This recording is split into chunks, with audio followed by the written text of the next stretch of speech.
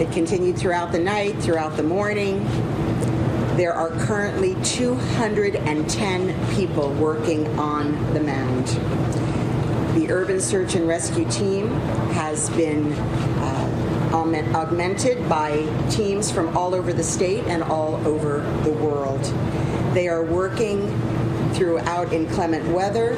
They're working as hard as they ever have, but they are able to make headway even in the face of all of those obstacles.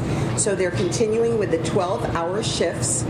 They take breaks. They're monitored medically, and just to make sure that they can get back safely on the mound, because it is such painstaking, grueling work.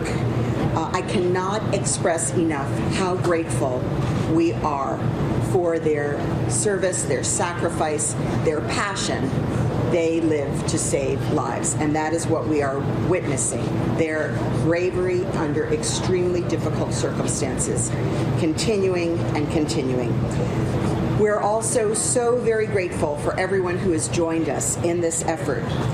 Global teams, state teams, and national teams on standby for us so that we can relieve the wonderful men and women out there. We truly have the best in the world conducting this effort. The federal teams of the USAR search and rescue personnel are rotating in with our current teams.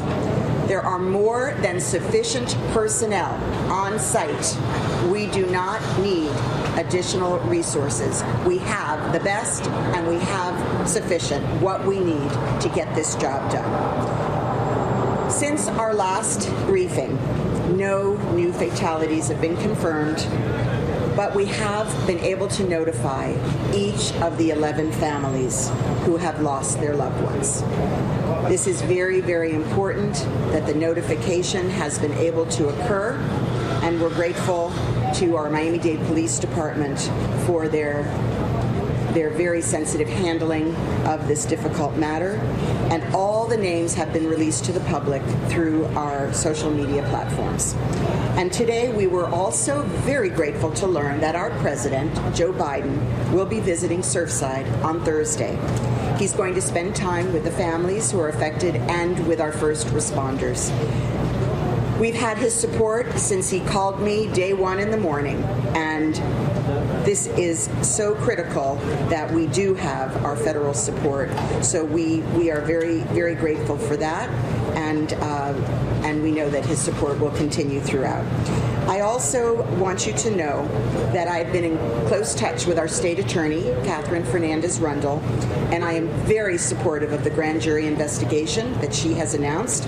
I have pledged my full cooperation as she moves forward.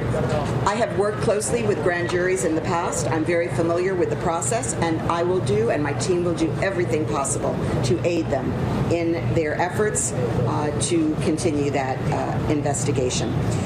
As I mentioned yesterday, our building audit also continues, and we're taking swift action to immediately identify and address any outstanding issues with the buildings that have not yet completed their 40-year certification process. That's our priority right now. And just last night, our building officer notified one of those properties, a building in Northeast Dade, that 4 balconies must be immediately closed to residents due to safety conditions. So we are proceeding apace with all of the buildings identified, and I know within a matter of days or short weeks we will have addressed all of those safety concerns. And today I am also making an announcement that I will be meeting with subject area experts from multiple relevant fields, from engineering to legal to construction to development to soil to geology, to look closely at every possible angle on this issue related to building safety. So they will advise me on issues related to building construction, chain of custody and requirements for reporting, condominium regulation, and more, so that my staff and I can develop a set of recommendations for changes that need to be made at all steps in the building process to ensure a tragedy like this will never, ever happen again. And I will be meeting with these experts in the very near future, and I will be planning to look for additional experts who can advise me once further insights are achieved from this investigation. So we'll continue to pull in additional experts as new information becomes available to ensure that we're considering all possible angles, all possible factors and perspectives. For the families who've been impacted by this tragedy, we are continuing to do all that we can to support them in any way that they need. So our new expanded Family Assistance Center has over 20 agencies now offering support, short and long-term counseling, home assistance, travel assistance, psychological and grief counseling, financial assistance, visa and passport support, and much more. In addition, legal support. And we're going to continue to offer our twice daily briefings to the families, and we just completed our morning session before this conference.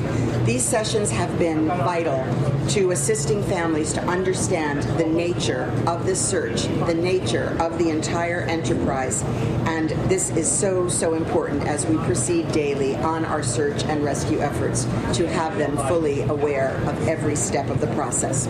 So please, I know you join with me in your prayers, your wishes, your hopes during this incredibly difficult time for our families.